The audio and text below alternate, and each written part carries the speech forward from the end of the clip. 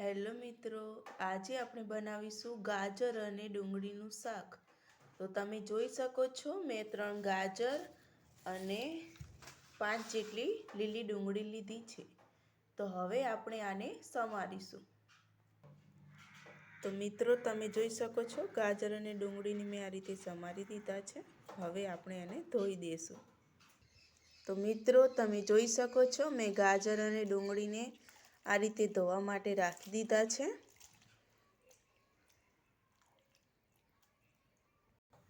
હવે આપણે તપેલાને ગેસ ઉપર ચડાવી દઈશું અને એની અંદર આપણે તેલ નાખી દઈશું. તો તમે જોઈ શકો છો મિત્રો આપણું તેલ ગરમ થઈ ગયું છે.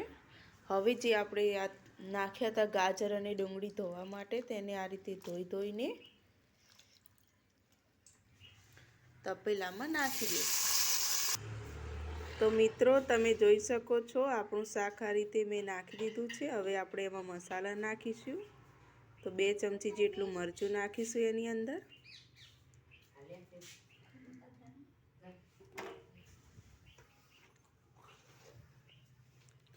અડધી ચમચી જેટલું હળદર, સ્વાદ અનુસાર મીઠું નાખીશું.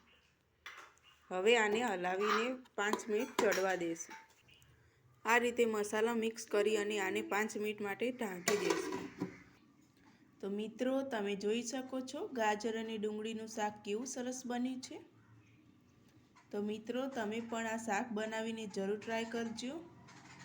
અને વિડીયો સારો લાગ્યો હોય તો પ્લીઝ મારી ચેનલને સબસ્ક્રાઈબ કરજો, લાઈક કરજો, શેર કરજો અને બાજુમાં જે બેલ દેખાય છે તેને પણ બજાવી દેજો.